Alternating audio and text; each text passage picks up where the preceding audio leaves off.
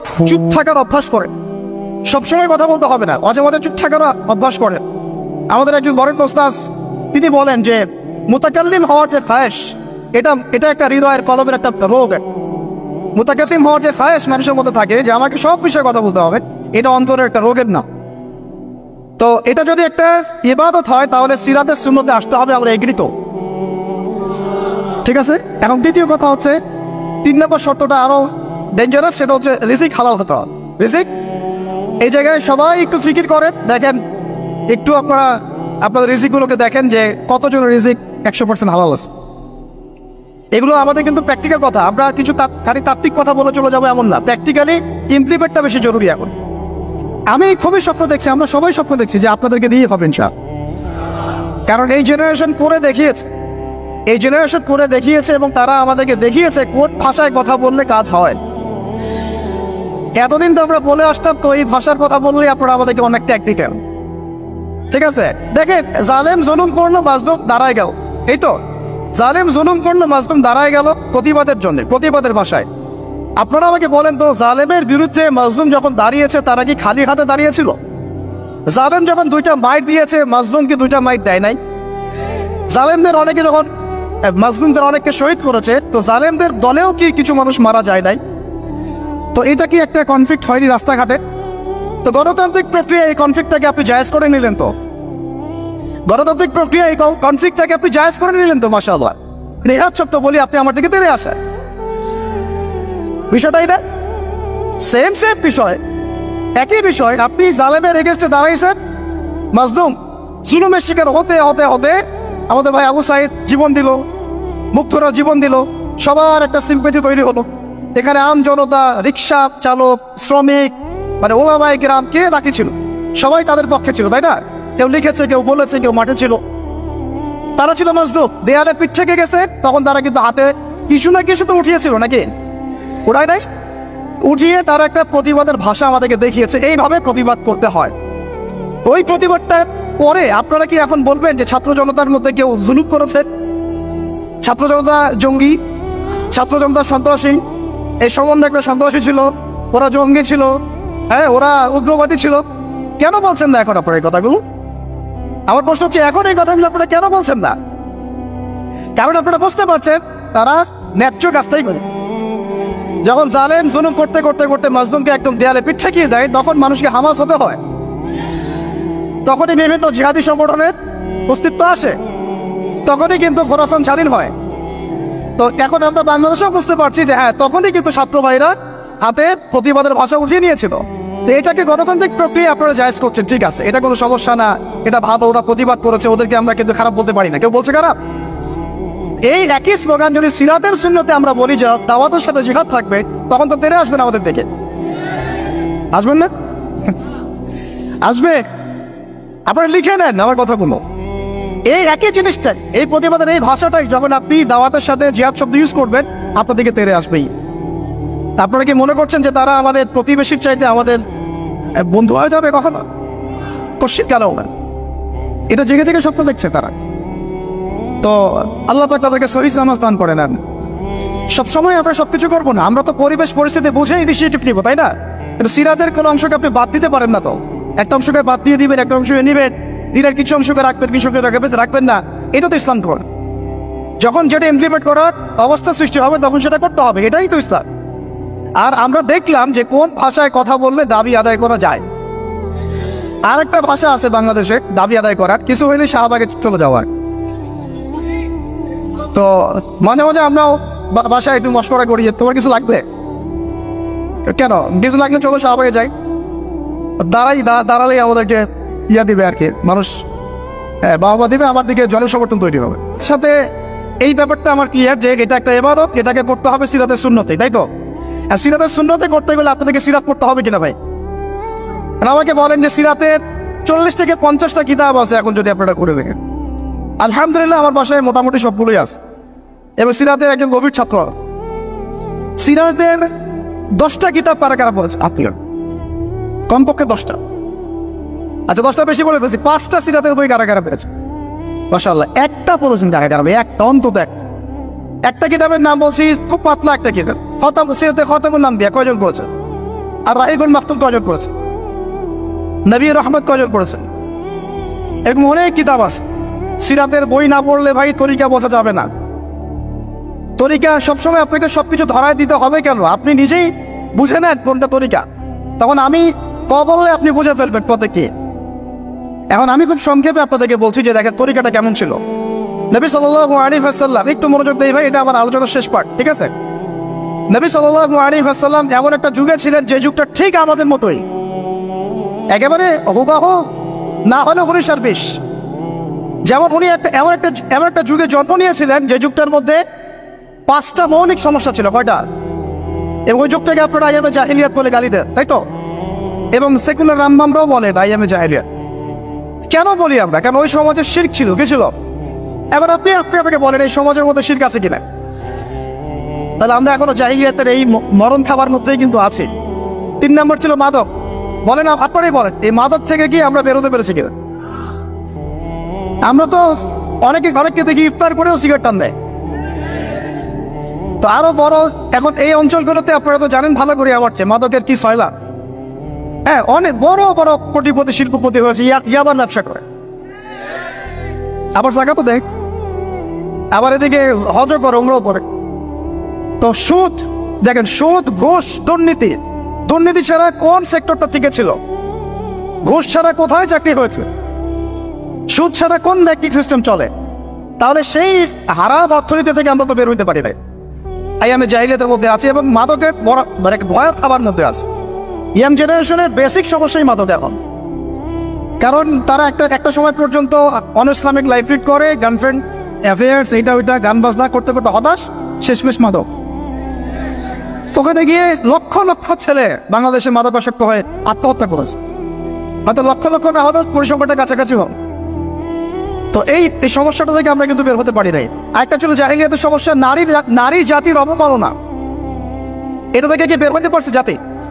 বলেন, নারী জাতির অপেক্ষা। আমাদের একটু আগে এক বোনের কথা আসলো, তাহলে আমাদের বোনটা কি এখনো সেফ? একটা প্রসঙ্গ শব্দ উঠে আসছে না, গুম। এবার আসলে এই ব্যাপারটা এমনই হয় যে আপনি তো তখন কোনো প্রতিবাদ করতে পারবেন না। একেবারে আতর্কিত হামলার মতো হুট করে 1 মিনিটের মধ্যে উঠাই নিয়ে চলে গেল, কিছুই বলার নাই, কিছুই করার নাই। সাথে হ্যান্ডকাফ, চোখ বেঁধে ফেলা এবং জোরে জোরে গান ছেড়ে দেয়, যাতে আপনার মাইন্ডটা ফ্রেশ থাকে, নাউযুবিল্লাহ, মানে আপনি যেন রিল্যাক্স ফিল করেন, ভয় না পান। তো এই যে একটা ভীতিকর অবস্থা, যখন তখন যাকে তাকে উঠাই নিয়ে যাচ্ছে, এখান থেকে তো মেয়েরাও রেহাই পেল না। তখন তাহলে সত্যি কি আমরা আমাদের দিনী বোনদেরকে সিকিউর করতে পেরেছি? ইভেন আমরা তো ভাইদেরকেও সিকিউর করতে পারি নাই। যেমন উস্তাদ করা হবে বললেন, এরপর থেকে এরকম করতে আসলে হাত ভেঙে দেওয়া হবে। এরপর থেকে এরকম গোপন অভিযান চালাতে আসলে প্রতিবাদ করা হবে চাও। কারণ যদি একজন মানুষ অপরাধ করেই থাকে, আপনি সরাসরি মামলা দায়ের করে তার বিরুদ্ধে ব্যবস্থা নেন। এভাবে হুটহাট করে রাতের অন্ধকারে উঠাই নিয়ে চলে যাবেন, কোথায় রাখবেন কেউ জানবে না, কি খাবে না খাবে তার ঠিক ঠিকানা নাই, লাশ ধোয়া চোখের মধ্যে শুয়ে থাকবে। একটা কোরআন চাইলে কোরআনও দিবেন না পড়তে, একটা কোরআন যদি চাওয়া হয় কোরআনও দিবেন না পড়তে। যখন তখন রিমান্ডে নিয়ে যাবেন। নির্যাতন তো বাদ দিলাম, কারণ আমরা বলতে চাই না, এই কারণে আমরা অনেক ভাইদের কুরবানির যে ইতিহাস শুনেছি, গল্প কারগুজারি শুনেছি, তার বিপরীতে এই বিষয়গুলো নিয়ে আমার ব্যক্তিগতভাবে কথা বলতে লজ্জা লাগে। তাদের এত বড় বড় কুরবানি আছে যে আমরা এগুলো নিয়ে কথা বলতে লজ্জা পাই। ঠিক আছে, তো এতটুকু শুধু ইঙ্গিত দেবো যে এগুলোর পিছনে যতটা না রাম বাপ আর নাস্তিক মোর্তাদেরা দায়ী, তার চেয়ে বেশি দায়ী ছিল এক শ্রেণীর দাড়ি টুপিওয়ালা মানুষ। এতটুকু বললাম, আর কিছু বলতে চাই না। কারণ আমরা চাই কিছু আজাদ পরকালের জন্য থাক। এক কথা হচ্ছে, আমরা কিন্তু আমাদের ভাই বোনদেরকে সিকিউর করতে পারছি না। আমাদের ভাইরা এখনো ওই মাদক আর নারী জাতির অবমাননার মধ্যেই থেকে গেছেন। আর এখন বেহায়াপনা, এই আপনার জেনা, ব্যভিচার, পর্নোগ্রাফি, মেয়েদেরকে অনেকে বলেন জীবন্ত তো এখন দাফন করা হয় না। আমি বলি মেয়েদেরকে এখনো গর্ভে মেরে ফেলা হয়। মেয়েদের প্রতি এখনো সমাজ সেইভাবে সাম্য প্রদর্শন করছে না। অনেক আমাদের মতো মানুষ অনেকে মেয়ে সন্তান হলে মুখটা কালো করে ফেলছে। এগুলো তো ইসলামের শিক্ষা না। তো মেয়েদেরকে অবমাননার জায়গা থেকে বের করতে হবে। তাদের যে শান্তি আর কামিয়াবি, এটা এই সকল পশ্চিমা সভ্যতার এই দর্শনগুলোর মধ্যে নাই। তাদের শান্তি কামিয়াবি আছে শুধুমাত্র কোরআন এবং হাদিসের মধ্যে। এই মেসেজটা আমাদের বোনদেরকে পৌঁছাতে হবে ইনশাআল্লাহ। এবং আমাদের বোনটা কিন্তু অনেক ইমানদার, অনেক শক্ত, যারা ইসলামের পথে ফিরে আসে না, আমরা কিছুটা দেখেছি দূর থেকে, তারা মাশাআল্লাহ অনেক শক্ত মুমিনা হয়, তার ধার কাছে হয়তো আমরা যেতে পারি না, জানেন। এইরকম আপনারা, আমি রিকোয়েস্ট করি আপনাদেরকে যে আপনারা তো বিয়ে শাদী করবেন, শুধু দিনদারিতাকে প্রাধান্য দিয়ে বিয়ে করেন নাই, অন্য বিষয়গুলো টেম্পোরারি, আপেক্ষিক, একে হাস দিলে তো করলাম, ঠিক আছে। দিনই বোনদেরকে দিনদারিতার ভিত্তিতে আপনারা আপনাদের সহধর্মিনী বানান, অন্য কোনো বিষয় দেখতে যায় না। হ্যাঁ, থাকলে তো আলহামদুলিল্লাহ ভালো, কিন্তু এটা সবচেয়ে বেশি জরুরি বিষয় না। সবচেয়ে বেশি জরুরি বিষয় দিনদারিতা, পরহেজগারিতা, ঈমান। আল্লাহ পাক আপনাদেরকে সেই রকম মুমিনা নারী আপনাদের তাকদির আল্লাহ পাক নসিব করে নেয়। এরকম মুমিনা নারী পাইলে দেখবেন যে একাই সারা দেশ কাঁপায় ফেলবে। চাও ইতিহাস আছে, এগুলোর আছে তো নাকি? একটু প্রশংসা করলাম, যদি লাইভে দেখে বাসায় গিয়ে ভালো খাওয়া দাওয়া দিবে আর কি। মাঝে মাঝে তো না খেয়ে বেরোইতে হয়, ঠিক আছে। বড় মুশকিল ভাই, এখন আপনারা ঢুকে নাকি এই লাইফে, তারপরে বুঝবেন ইনশাআল্লাহ, ঠিক আছে। আল্লাহ পাক আপনাদের সবার যেন একটা সালামতির জিন্দগি দান করে। কিন্তু নারীর অবমাননার ওই জাহিলিয়াত থেকে কিন্তু আমরা বের হইতে পারি না। আর একটা হচ্ছে, এটা আরো মারাত্মক, গোত্রীয় হানাহানি ছিল প্রকট আইয়ামে জাহিলিয়াত, ছিল না? গোত্রীয় হানাহানি একদম প্রকট আকারে ধারণ করা ছিল আইয়ামে জাহিলিয়াতে। আমাকে বলেন, এইটা এখনকার বিশ্বে বা দেশে কি বাদ হয়েছে কিনা? এখন এটা পলিটিক্যাল হানাহানিতে রূপ নেয় নাই, বৈশ্বিক হানাহানিতে রূপ নিছে না? তাহলে ওই যুগে, যে যুগে নবী সাল্লাল্লাহু আলাইহি ওয়াসাল্লামকে আল্লাহ পাক পাঠিয়েছেন, সেই যুগে যে জাহিলিয়াতগুলো ছিল, এখন গ্লোবাল পার্সপেক্টিভে এই জাহিলিয়াতগুলো এখনো আছে, বরং তার চেয়ে আরো বড় মাত্রায় আছে। তখন সুদ ছিল একটা নির্দিষ্ট জায়গায়, এখন ওয়ার্ল্ড ওয়াইড। তখন আপনার জেনা ছিল একটা নির্দিষ্ট জায়গায়, নির্দিষ্ট পরিসরে, এখন পর্নোগ্রাফি দিয়ে একেবারে ফোনে ফোনে। এই ফোনের ওজন কম, কিন্তু কিয়ামতের মাঠে এর ওজন বোঝানো খুব কঠিন হবে। এই ফোনের ওজনটা কম, কিন্তু কিয়ামতের মাঠে এই ফোনের গুনাহের জবাব দেওয়ার যে বিচার, এটা অনেক কঠিন হবে। আল্লাহ পাক আমাদেরকে তাকওয়া অবলম্বন করার তৌফিক দান করে। বিনা প্রয়োজনে ইউজ করবেন, আপনার যতটুকু প্রয়োজন এতটুকু।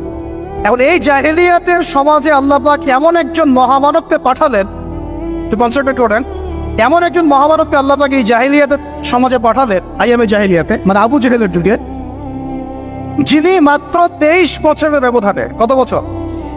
মাত্র 23টা বছর দিন রাত অক্লান্ত পরিশ্রম করে ওই জাহেলিয়াতে পূর্ণ সমাজটাকে একেবারে পুরা ইউটার্ন করে একটা আলোকিত সমাজে প্রতিষ্ঠা করে দিয়ে চলে গেলেন। সুবহানাল্লাহ। কত বছর? তিনি কি প্রথমে একা ছিলেন না দুজন ছিলেন বলেন? আল্লাহ আছেন তার সাথে, ওহী আসছে, এবং তিনি কিন্তু একা, একজন দিয়ে দাওয়াত শুরু করেছেন। তিনি মানে হেরা গুহায় কি করতেন? নবী সাল্লাল্লাহু আলাইহি ওয়াসাল্লাম হেরা গুহায় চিন্তা করতেন কিভাবে এই জাহিলিয়াতে পূর্ণ সমাজটাকে পরিবর্তন করা যায়। আল্লাহকে ডাকতেন, আল্লাহ পথ দেখাও। তিনি তো নবী, আগে থেকেই নবী। তখন আল্লাহ রাব্বুল আলামিন তার কাছে ওহী করলেন। প্রথম ওহীটাই কি আপনারা বলেন? সূরা আলাকের প্রথম 5টা আয়াত, তাই না? এখানে প্রথম শব্দটা কি? পড়ুন। এই যে পড়তে বলা হয়েছে, আপনাদেরকে পড়তে হবে। ফ্যান্টাসি দিয়ে, গরম গরম বক্তব্য দিয়ে, শুধুমাত্র স্লোগান দিয়ে কিন্তু দিন কায়েম হবে না ভাই। আমি আবার বলছি, গভীর এলেমেন্টের করতে হবে। চল, প্রথম কথা ইকরা, আপনি পড়ুন। এখানে ইকরা বলার কারণ কি? তখন তো শিরক ছিল। আল্লাহ পাক বলতে পারতেন তুমি শিরক করো না, মূর্তি পূজা করো না। হ্যাঁ, সমাজে নারী মেয়েদেরকে জীবন্ত কবর দেওয়া হচ্ছে, বন্ধ করতে বলো। কোনো কথা আল্লাহ পাক আগে বলেন নাই, বলেছেন ইকরা বিসমি রাব্বিকাল্লাযী খালাক, পড়ুন আপনার সেই রবের নামে যিনি আপনাকে সৃষ্টি করেছে। তার মানে যে জ্ঞান আপনাকে আল্লাহর দিকে নিয়ে যায় সেটাই জ্ঞান, আর যেটা আল্লাহ থেকে দূরে সরায় সেটা কি? তাহলে জাহালাত, জাহিলিয়াত। এখনকার শিক্ষা ব্যবস্থাকে আল্লাহর দিকে নিয়ে যাচ্ছে আমাদেরকে, তাহলে এটা কি হচ্ছে? তাহলে জ্ঞান না জাহিলিয়াত?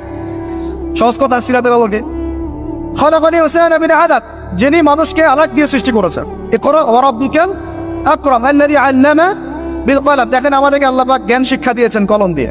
ওয়া আল্লামা আদম আসমা কুল্লাহা, আল্লাহ পাক আদম আলাইহিস সালামকে সমস্ত নাম শিক্ষা দিয়েছেন। আমরা সৃষ্টিগতভাবে জ্ঞানী ছিলাম না, আল্লাহ আমাদেরকে জ্ঞান দান করেছেন। সুবহান। এবং সেই জ্ঞানের বদৌলতেই আমাদের পিতাকে আল্লাহ পাক সিজদা করিয়েছেন আপনার ফেরেশতাদেরকে দিয়ে। সুবহানাল্লাহ। আমরা তার সন্তান। আমাদের আব্বাজানকে, মানে আদম আলাইহিস সালামকে আল্লাহ পাক বলেছেন খলিফা। আল্লাহ পাক বলেন নাই যে আমি পৃথিবীতে ইন্নী জাইলুন ফিল আরদি খলিফা, এটা আল্লাহ পাক বলেছেন। আল্লাহ পাক এটা বলেন নাই আমি পৃথিবীতে মানুষ পাঠাতে চাই, পৃথিবীতে আমি নতুন কোনো প্রাণী বা মাখলুক পাঠাতে চাই, এমনটা আল্লাহ পাক বলেন না। আল্লাহ বলছেন আমাদের পিতাকে খলিফা, খলিফা মানে যিনি জমিনে আল্লাহর বিধান প্রতিষ্ঠা করেন। ঠিক যেমন দাউদ আলাইহিস সালামকে আল্লাহ পাক বলেছেন, ইয়া দাউদ ইন্না জাআলনাকা খলিফাতান ফিল আরদ ফাহকুম বাইনান নাসি বিল হক ওয়া লা তাত্তাবি'ল হাওয়া ইউদিল্লাকা আন সাবিলিল্লাহ। হে দাউদ, আমি তোমাকে পৃথিবীতে আমার খলিফা করেছি, তোমার কাজ পৃথিবীতে ইনসাফ প্রতিষ্ঠা করা, হক প্রতিষ্ঠা করা। হকের মানদণ্ড কি? আল্লাহ পাকের ওহী, আল্লাহর ওহী দিয়ে তুমি মানুষের মাঝে বিচার ফয়সালা করবা, এটাই হলো হক প্রতিষ্ঠা করা। যদি না করো, প্রবৃত্তির তাড়না অনুসরণ করো, মানে মানব রচিত বিধান অনুসরণ করো, তাহলে ইউদিল্লাকা আন সাবিলিল্লাহ, আল্লাহর রাস্তা থেকে এটা তোমাকে সরাই নিয়ে যাও। বলেন, আমরা এখন খলিফা শব্দটাই ভুলে গেছি, আর খলিফা থেকে যে খিলাফা আসছে এই শব্দ বলতেও ভয় পাচ্ছে। বাংলাদেশের ইয়াং জেনারেশন এখন যারা মানে ইসলাম প্র্যাকটিস করছে, তাদের অনেকেও নামাজ, রোজা, হজ, জাকাত এই শব্দগুলোকে যেভাবে রিসিভ করেন, শরিয়া, ইমারা, খিলাফা রিসিভ করতে পারে। কারণ এর ব্যর্থতার দায় আমাকে নিজের উপর নিতে হবে। কারণ আমি হয়তো বিগত 5 বছরে তাকে এই শব্দগুলো শোনাতে পারি নাই। বিগত 5 বছরের সব লেকচারগুলো ঘটেন আপনারা, সব ওয়াজ মাহফিলের দেখেন কয়টা লেকচারে, কয়টা ওয়াজে এই কথাগুলো সামগ্রিক দাওয়ার কথাগুলো আছে। তাহলে মানুষ জানবে কিভাবে? তো নবী সাল্লাল্লাহু আলাইহি ওয়াসাল্লামের কাছে প্রথম ওহী আসছে পড়াশোনা কেন্দ্রিক। ভাই, আমাদেরকে পড়াশোনা করতে হবে। আর এই পড়াশোনার জন্য এই মেলা, বই, যে আয়োজনগুলো হচ্ছে, এগুলো কিন্তু আমাদের পড়াশোনার জন্যে। আসলাম, বই কিনলাম, চলে গেলাম, এটা না। আপনাকে একটা সিলেবাস মেনটেন করে পড়তে হবে, একটা সিলেবাস মেনটেন করে পড়াশোনা করতে হবে, তাও একা একা না, ওস্তাদের সহবতে। এটা অনেক ইম্পর্টেন্ট পয়েন্ট। মাথার উপরে মুরব্বী রাখা, বড় বড় ওলামায়ে কেরাম রাখা, নিজেকে মুরব্বী না ভাবা। বহু তুল্লাব এবং বহু আলেম পর্যন্ত নিজেকে শুধু মুরব্বী ভাবার কারণে আর তাদের মাথার উপর থেকে মুরব্বীকে সরিয়ে দেওয়ার কারণে মুহূর্তের মধ্যেই বদভুষ্ট হয়ে গেছে। এই কলমের পোশাকের পবিত্রতা কয়জন আছে বুকে হাত দিয়ে কে বলতে পারে? কার কলমে জিনার অপবিত্রতা নাই? কার কলমে এই হিংসার অপবিত্রতা নাই? গীবতের অপবিত্রতা নাই? তহমতের অপবিত্রতা নাই? মানুষের সম্মান হানির অপবিত্রতা নাই? ইভেন আমরা যারা অনেক সময় দিনের রিপ্রেজেন্টেটিভ হয়ে আছে, তাদেরও কলম দূষিত হয়ে আছে অনেক সময়। থাকা স্বাভাবিক, কারণ আমরা তো ওই বরেণ্য ওলামায়ে কেরামদের সহবতে কম যাচ্ছি। নিজেকে মুফতি মনে করছি, আমি নিজেকে মানে আমির মনে করা শুরু করছি, তখন তো সমস্যা। তো আরেকটা কথা এখানে আছে যে ওয়ার রুজা ফাহজুর, যত অনর্থক কথা আর কাজ আছে এটাকে আপনি এড়িয়ে চল। বলেন তো, এটা আমরা আমল করতে পারছি? অনর্থক কথার কাজ আমরা এড়িয়ে চলতে পারি? আমরা সবাই, অলমোস্ট এভরিবডি, আমাদের জীবনের বেশিরভাগ সময় নষ্ট করতেছি অনর্থক কথার কাজ। ওই সময়টুকু পড়লেও কাজ হতো, তেলাওয়াত করলে কাজ হতো, ওস্তাদের বয়ান শুনলে কাজ হতো, ইত্যাদি। এখন এই ওহীগুলো আসার পরে আমাদের নবী সাল্লাল্লাহু আলাইহি ওয়াসাল্লাম আর বসে থাকলেন না দাঁড়িয়ে গেলেন? এই যে তিনি দাঁড়িয়ে গেলেন, একদম 23 বছর মানে অনবরত দিন রাত, এটাকে আপনি 3 ভাগে ভাগ করে ফেলতে পারেন। একটা মাক্কি যুগ, একটা মাদানী। মাক্কি যুগ কত বছর ছিল? 13 বছর। মাদানী অ্যাপ্রক্সিমেটলি 10 বছর। এই মাক্কি যুগটাকে আপনি আবার 2-3টা ভাগে ভাগ করতে পারেন। একটা ভাগ হচ্ছে প্রথম 3 বছর নবী সাল্লাল্লাহু আলাইহি ওয়াসাল্লাম গোপনে গোপনে দাওয়াত দিয়েছে। কত বছর? আমাদের সমাজে কিন্তু ওই প্রেক্ষাপটটা এখন আর নাই, কারণ দাওয়াতটা প্রচার হয়ে গেছে মাশাআল্লাহ। প্রথম 3 বছর তিনি কিন্তু ইন্ডিভিজুয়ালি দাওয়াত দিয়েছেন। আবু বকর সিদ্দিক দাওয়াত কবুল করেছেন, খাদিজা রাদিয়াল্লাহু আনহা, আলী ইবনে আবি তালিব, যায়েদ ইবনে হারেসা, আব্দুল্লাহ বিন মাসউদ, তারপর বেলাল ইবনে রাবাহ, তারপরে বলেন উসমান বিন আফফান, তালহা রাদিয়াল্লাহু আনহু, জুবাইর বিন আওয়াম। এই যে বরেণ্য সাহাবায়ে কেরাম যারা বদর, উহুদ, খন্দক কাঁপিয়ে দিয়েছেন পরে, তারা ইসলাম কবুল করেছেন কখন? এই প্রথম 3-4 বছর। তাহলে আমাদেরকে কিন্তু মানুষ তৈরি করতে হবে। সিরাতের শিক্ষা কি? মানুষ তৈরি করতে হবে। এবং এই দাওয়াতটা কি মুসলিম সমাজে হচ্ছিল না অমুসলিম সমাজে হচ্ছিল? বলেন। তাহলে আমরা কিন্তু ইসলামের কথা বলছি, অমুসলিম সমাজে আমরা দাওয়াত দিচ্ছি কতটুকু, এটা ভাবতে হবে না? অমুসলিম থেকে কি আমরা ঠিক মতো দাওয়াত দিচ্ছি? এই যে আপনাদের পার্বত্য অঞ্চলে পুরো জায়গাটা কিন্তু অমুসলিম অধ্যুষিত, আমাদেরকে ওদেরকে দাওয়াত দিতে হবে, ওদেরকে দাওয়াত দিতে হবে। কে জানে তাদের মধ্য থেকে আনসারী সাহাবী বের হতে পারে, কে জানে তাদের মধ্য থেকে উমর ইবনে খাত্তাব বের হতে পারে, আমার যারা যা খেদমত হচ্ছে না তার দ্বারা সেটা হতে পারে। তাই দাওয়াতটা সাম্প্রদায়িক করবো না, দাওয়াতটা আমরা সবার মাঝখানে ছড়াবো ইনশাআল্লাহ। এটা কিন্তু সিরাতের শিক্ষা। তার মানে মুসলিম অমুসলিম সবাইকে দাওয়াত দিব। আল্লাহ পাক তৌফিক দান করেন, যোগ্যতা দান করেন। আমি এই দাওয়াত চলতে লাগলো প্রথম 3 বছর। 4র্থ বছর থেকে প্রকাশ্যে দাওয়াত শুরু হলো, যখন ওমর, হামজা এরকম কিছু সাহাবী আস্তে আস্তে ইসলাম কবুল করতে লাগলেন। মানে তখন মিছিল শুরু হচ্ছে, মিছিল। ওমর রাদিয়াল্লাহু আনহুর কথা একদম মানে স্পষ্ট যে ইয়া রাসূলুল্লাহ সাল্লাল্লাহু আলাইহি ওয়াসাল্লাম, আলাসনা আলাল হক, আমরা কি হকের উপরে নাই? আলাইসু আলাল বাতিল, তারা কি বাতিলের উপরে নাই? তাহলে আমরা কেন এখন ঘরের ভিতরে নামাজ পড়বো? চলেন আমরা কাবা ঘরে গিয়ে নামাজ পড়বো। ব্যাস মিছিল করতে করতে কাবা ঘরে যাওয়া হবো, নামাজ পড়া হবে। সুবহানাল্লাহ। ওই উপর থেকে আপনারা হজমরা যারা করেছেন হয়তো দেখছেন আবু জেহেলের বাড়ি বলে একটা জায়গায় কি আর কি, তাই না? ওই টয়লেট বানানোটা আসলে কতটুকু সহি আমি জানি না। ওইখানে পিছনে কিছু পাহাড় আছে, পাহাড়গুলোর উপরে উঠে তখন ওই মোশরিকটা দেখছিল, আর আবু জেহেল ওই মিছিলে আক্রমণ করার চেষ্টা করেছে, কিন্তু উতবা বিন রাবিয়া আসিয়া বলেছিল ভুলেও এই মিছিলে আক্রমণ করো না, ওখানে দেখো দুইজন বীর সেনা আছে, ওই যে হামজা হইতো ওমর, গেলে এক পিছিয়ে ফেলাই দিন। তো এখন আমরা চাই আমাদের ভাইদের মধ্যে হামজা আর ওমর উঠে আসুক, তখন আরো প্রকাশ্যে কথা হবে। চাও এটা একটা মানে স্ট্র্যাটেজি আর কি। যখন আপনার কাছে মানে শক্তিশালী কিছু মানুষ থাকবে তখন কিন্তু দাওয়াতটাও আরো বড় পরিসরে হয়, স্বাভাবিক। এই জন্য আমরা আমাদের সরকার হোক, প্রশাসন হোক, আমাদের অমুসলিম ভাইরা হোক, ইভেন আপনারা যারা আছেন আমাদের দিনী ভাইরা, সবাইকে আমভাবে দাওয়াত দেবো যে আপনারা ওমর আর হামজা হয়ে যাও, ইসলামের দিকে আসেন, ওমর আর হামজা হয়ে যান ইনশাআল্লাহ। আপনারা আমাদেরকে প্রোটেক্ট করবেন। দেখেন আল্লাহ নবী সাল্লাল্লাহু আলাইহি ওয়াসাল্লামকে, আমি প্রোটেক্টের কথা বলছি বাহ্যিক অর্থে, প্রোটেকশন তো আল্লাহ পাক দেন। মানে তারা কারা ডান হাত বাম হাত হয়েছিল, কারা ঢাল হয়েছিল, সাহাবীরা না? সেই সাহাবী হতে হবে আপনাদের। আমাদের ওস্তাদ বলেন, অন্য অনেক ওস্তাদ অনেক কথা বলছেন, অনেক কাজ করছেন, আর আমাকে বলেন তাদের অবর্তমানে তাদের জায়গা যখন আপনি করতে পারবেন কিনা, ওই যোগ্যতাটাকে আমরা অর্জন করছি কিনা,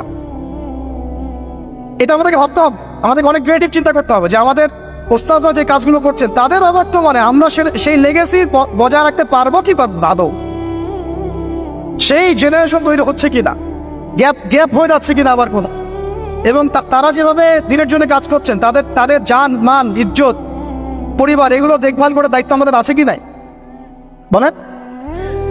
এটাই ভাই, আমি নিজের কথা বলি যে আমাদের কাছে একসময় বাজার করার টাকাও ছিল না, এমন একটা সময় গিয়েছে, এবং কাউকে আমরা বলতেও পারছিলাম না যে আমাদের টাকার দরকার। কিছু ভাই কিছু অর্থ সহায়তা করেছিলেন ওই বিপদগ্রস্ত মুহূর্তগুলোতে, তো সেটা আবার মাঝখান থেকে থার্ড পার্টি মেরে খেয়ে ফেলছে। এখন আমি একটা কথা বলি, আমরা দাওয়াতের কাজ করব, আমরা শরিয়ার প্রতিষ্ঠার চেষ্টা করব, ঠিক আছে, ওলামা ইকরামরা করবেন, আপনাদের ঊর্ধ্বতন নেতা যারা তারা করবেন, কিন্তু তাদের জান, তাদের মাল, তাদের পরিবার, তাদের আহাল, তাদের ভরণ পোষণ, এই বিষয়গুলো দেখার দায়িত্ব কি আমাদের নাই আদৌ? আমরা কি হামজা ওমর আবু বকর হতে পারছি কিনা, এটা আমাদেরকে মাথায় রাখতে হবে। এটা আমরা যেন হই, আল্লাহ পাক তৌফিক দান করেন। এবার এই সাহাবীদেরকে নিয়ে নবী সাল্লাল্লাহু আলাইহি ওয়াসাল্লাম দাওয়াত আরো বেগবান করলেন। এবার দাওয়াত যত বেগবান হলো, আবু জেহেল আবু লাহাবের নির্যাতন তত বাড়তে লাগলো। ঠিক তো কথা? অনেক সাহাবী চোখের সামনে শহীদ হলেন, নবী সাল্লাল্লাহু আলাইহি ওয়াসাল্লাম তখন কিছু বললেন না, মানে অস্ত্র হাতে নিলেন না, কিছু বললেন না, অর্থ বোঝাচ্ছে যে তিনি অস্ত্র হাতে নিলেন না, মক্কার কথা বলছেন। তিনি বললেন সবর করতে। অনেক সাহাবী বললেন যে ইয়া রাসূলুল্লাহ, সবর করতে করতে আমরা তো মানে অতিষ্ঠ হয়ে যাচ্ছে, আপনি আল্লাহর কাছে বদদোয়া করেন আল্লাহ যেন তাদেরকে ধ্বংস করে দেন। নবীজি বললেন না, এক সময় আসবে যে পুরা এই হীরা নগরী, পারস্য, রোমক এগুলো সব আমরা জয় করবো, কিন্তু তোমরা কিন্তু তাড়াহুড়া করছো। সবর করলেন। আবু জাহেল সুমাইয়া রাদিয়াল্লাহু আনহাকে বর্ষা নিক্ষেপ করে হত্যা করে নাই? ইয়াসির রাদিয়াল্লাহু আনহুকে হত্যা করে নাই? এরকম অনেক বেলাল রাদিয়াল্লাহু আনহুকে একদম তপ্ত বালুতে পিটানো হয় নাই?